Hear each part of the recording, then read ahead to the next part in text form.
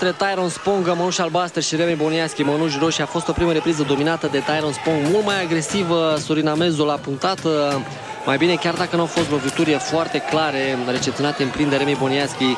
Spong și-a făcut treaba fază cu fază și a fost cel care a câștigat runda. A fost mai agresiv Tyrone Spong. Acum Remi Boniaschi încearcă cu loviturile de picior. Tyrone Spong blochează. Acum un low kick pe interior. Încearcă un genunchi, croșeu de stânga pentru Tyrone Spong. Un uppercut de stânga frumos expediat de Tyrone Spong. Un uppercut de dreapta. Se închide Remi Boniaschi. Low kick trimis de Boniaschi.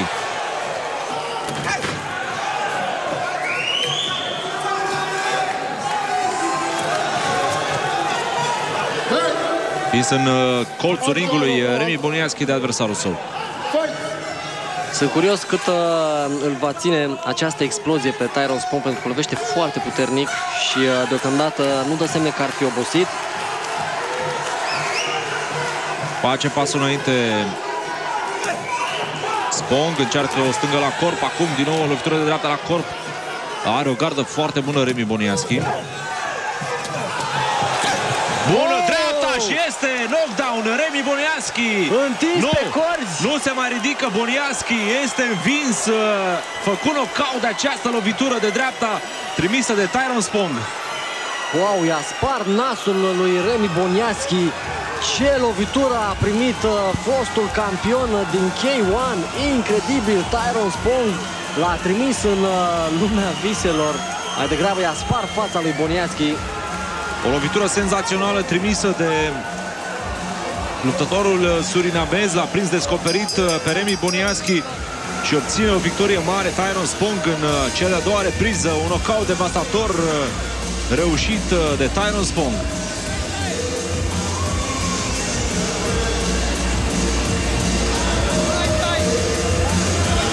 Iată că agresivitatea lui Tyrone Spong a dat roade și acesta reușește să-l facă knockout pe nimeni altul decât Remi Boniaschi. Să vedem aici, Remi Boniaschi trimite un genunchi, a rămas descoperit și a încasat o dreaptă și intrase foarte bine lovitura lui Remi Boniaschi. Revedem cum i-a dat capul pe spate lui Tyrone Spong, dar în moment de neatenție pentru Boniaschi a rămas descoperit și a încasat acea dreaptă. Foarte bun genunchiul lui Remi, dar a rămas acolo cu garda deschisă. Și cum i-a prins bărbia cu această dreaptă Tyrone Spong, adversarului său. Nas, cred că a fost lovitura, pentru că a început să sângereze abundent Boniaschi imediat după acea lovitură. Victorie frumoasă obținută de Tyrone Spong. Da, leul cel tânăr a reușit să-l învingă pe fostul rege al luptătorilor din K1. Tyrone Spong, victorie prin knockout în runda a doua în fața lui Remi Boniaschi. Un Remi Boniaschi ce nu mai este ce a fost în anii de glorie, însă este un nume mare și un luptător foarte periculos. Gentlemen, one more time. He is the king of the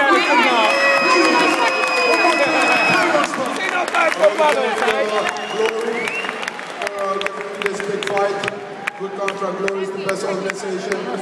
I'm representing Suriname. The champions, a lot of potential. So thank you all. Nasrana Disnagiu.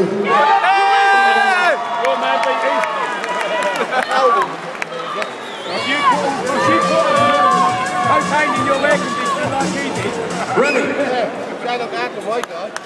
How tough was that? 3 absence, 3 fights. It's hard. You have to accept when you finally come back. Get off. Good job. Defense done. He's fresh. Came from his eyes from Suriname, so that's why he must be strong. And I wanted to win this fight. Couldn't happen. It's a tough road to glory, as you know. I mean, you've been in the game a long time. Where do you go from here? I don't know yet. It's hard to make a good comeback. I've done my best. done everything, but my body says, Ja, dat is wel heel snel. it's hard. Yes. Okay, well, hopefully we'll see you again. One more time. Bring it. Ladies and gentlemen, Budiaski. Zo. Ja, volgende week. Had mijn zus goed gezien? Ja, inderdaad.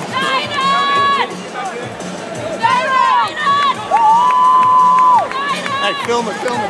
Well, ladies and gentlemen,